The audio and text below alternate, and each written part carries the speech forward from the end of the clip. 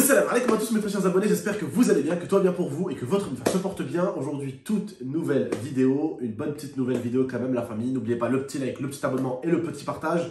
Je voulais vous remercier pour les retours sur la dernière vidéo. Oh là là, je voulais vous remercier pour les retours sur la dernière vidéo. Ne bougez pas, restez là-bas, j'ai une petite surprise pour vous.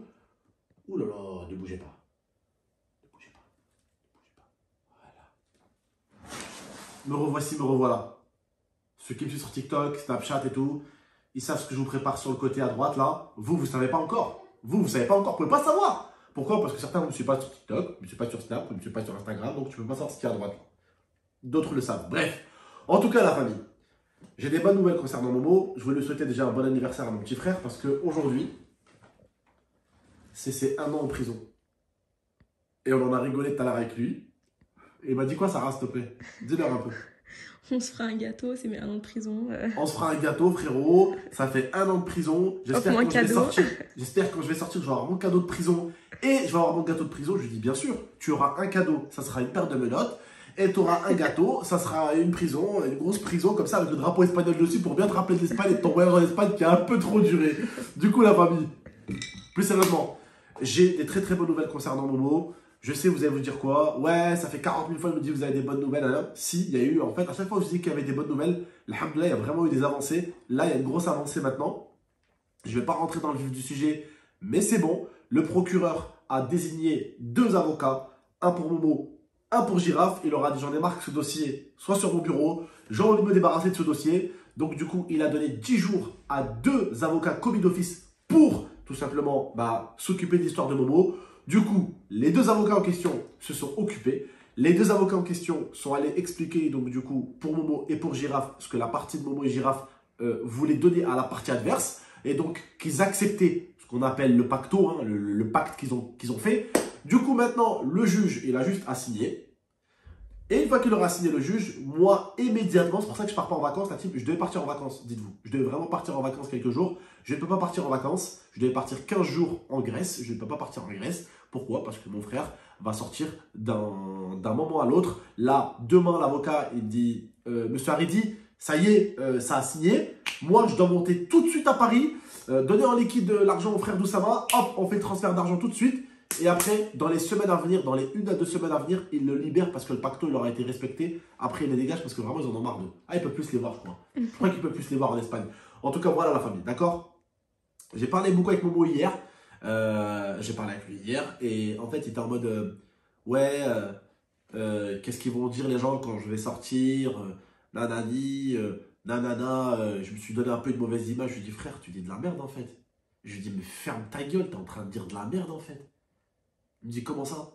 Je lui dis, frère, voilà que les gens, tu leur manques, espèce de cassos. Je lui dis, tu crois tous les gens, ils tournent leur veste comme ça, quoi?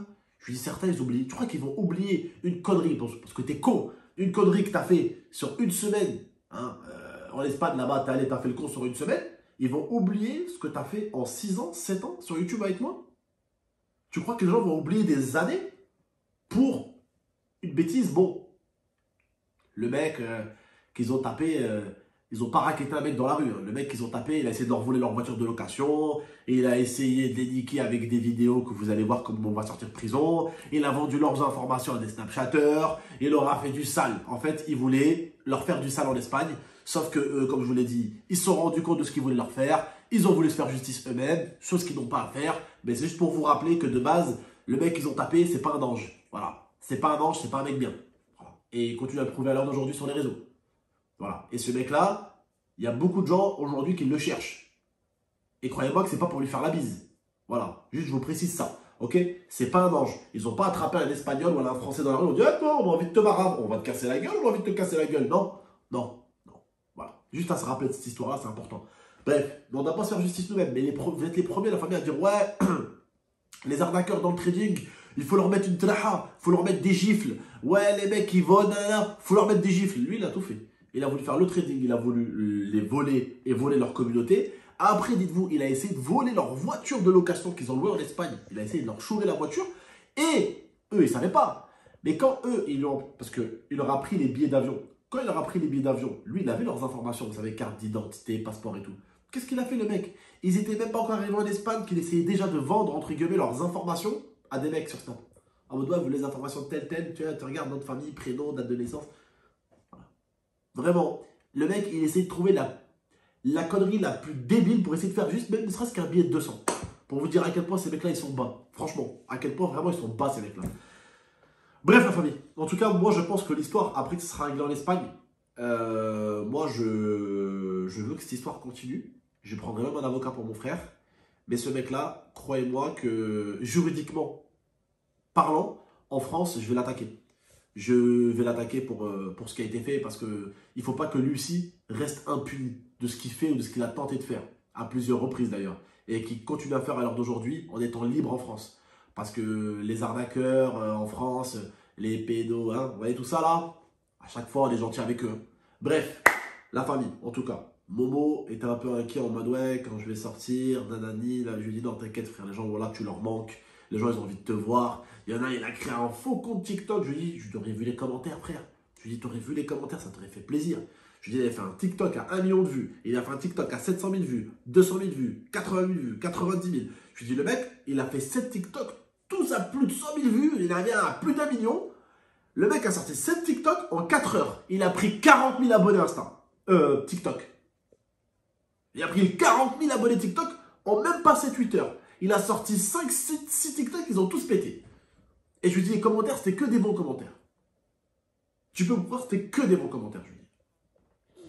Donc, t'inquiète pas. T'inquiète pas. Je lui dis, avec ce que t'as fait en prison, le plus dur, ce ne sera pas dehors. Bon, en tout cas, voilà. Là, il m'a expliqué un peu quand même que c'est difficile pour lui, vous savez. 1 an de prison, dans un pays étranger. En plus, il n'est pas dans n'importe quelle prison. En plus, du coup, il m'a expliqué, parce que moi, je ne savais pas. Mais Momo, il n'a pas fait une prison en Espagne. Il en a fait 4. J'explique pourquoi. Oui, 4, exactement. C'est le fils à mon pote qui est là. Du coup, en fait, ils l'ont transféré de Malaga. De Malaga, il a fait une prison. Juste après, parce qu'en fait, quand ils font les transferts, ils s'arrêtent dans des prisons. Juste après, l'autre prison, ils ont fait s'il te plaît, Soso, chut, tonton, il est en vidéo. La mouche. Elle veut commenter aussi. Bref, du coup, il est parti de Malaga. À Malaga, il a fait une prison, en fait, pour s'arrêter. Quand il est en transfert, en fait. Quand tu es transféré en Espagne, tu vas de prison en prison. Ça dure 1 jour, 2 jours. Les transferts, en fait, les transferts, ils ne sont pas d'un coup. Moi, je ne connais pas la prison. J'ai jamais été en prison. Donc, j'ai cru que moi, quand on fait un transfert, la plupart du temps, par exemple, si tu es à Marseille, ils te ramènent directement à Paris. Mais non. En Espagne, en tout cas, je ne sais pas si en France, c'est la même chose. Vous me dites dans les commentaires s'il y en a certains qui ont peut-être vécu ça. En Espagne, pour faire le trajet, ils vont de prison en prison. Donc, il a fait celle de Malaga, une autre prison, et il a fait celle de Séville.